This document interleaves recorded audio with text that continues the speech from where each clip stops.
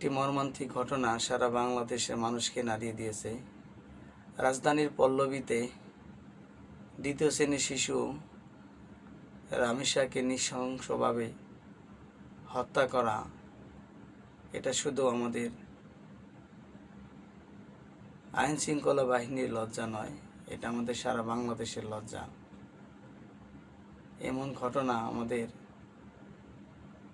প্রত্যেকটা মানুষকে আঙ্গুল দিয়ে দেখিয়ে দেয় যে আমাদের সমাজ ব্যবস্থা কতটা নিচে নামতে পারে। ছোট্ট রামিসার কী ছিল ভুল যে রামিসাকে নিয়ে তার বাবা অর্থনৈতিক সংকটের সাথে যুদ্ধ করে পারিবারিকভাবে যে প্রশান্তি লাভ করত তা মুহূর্তেই শেষ হয়ে গেল। এজন্য এই দায় নেবে কে? এই দায় শুধু আইন শৃঙ্খলা বাহিনী নয়, এই দায় নিতে হবে আমাদের প্রত্যেকটা মানুষের। এই ধরনের ঘটনার যেন পুনরাবৃত্তি না ঘটে, সেজন্য শুধু আইন শৃঙ্খলা বাহিনী সতর্ক থাকলেই চলবে না, আমাদেরকেও সতর্ক থাকতে হবে। ছোট্ট শিশু কোথায় যাচ্ছে, কি করছে, কার সাথে মেলামেশা করছে, কোথায় খেলাধুলা করছে, এটা আমাদের প্রতিনিয়ত খোঁজ খবর রাখতে হবে। কার সাথে সে নিরাপদ, কার সাথে নিরাপদ নয়, যদি আপনার মনে কোনো ধরনের সন্দেহ হয়, তখনই আপনার উপযুক্ত ব্যবস্থা নিতে হবে, আইন শৃঙ্খলা বাহিনীর সাথে যোগাযোগ করতে হবে।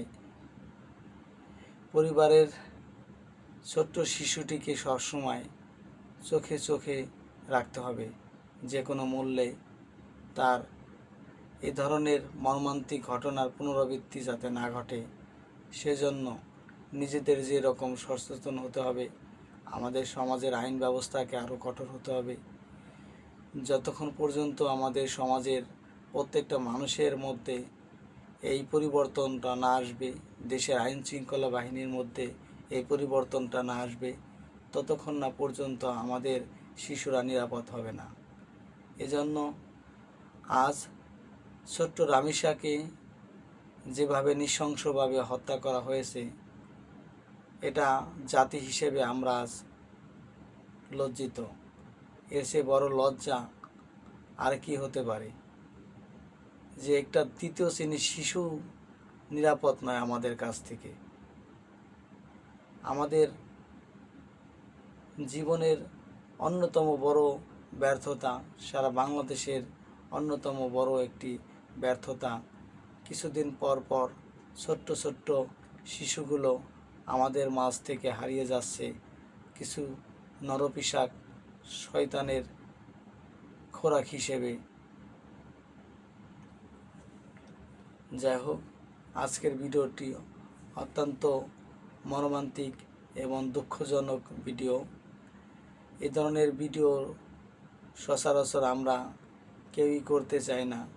আমাদের বাংলাদেশের প্রত্যেকটা শিশু নিরাপদ থাকুক, প্রত্যেকটা পরিবার নিরাপদ থাকুক, এই কামনায় আজকের ভিডিও এখানেই সমাপ্তি করছি। ধন্যবাদ সবাইকে। ভালো থাকবেন, আপনার শিশুকে নিরাপদ রাখবেন, নিজের পরিবারের প্রত্যেকটা শিশুকে নিরাপদ রাখবেন, নিজে ভালো থাকুন, অপরকে ভালো রাখতে সাহায্য করুন। ধন্যবাদ সবাইকে।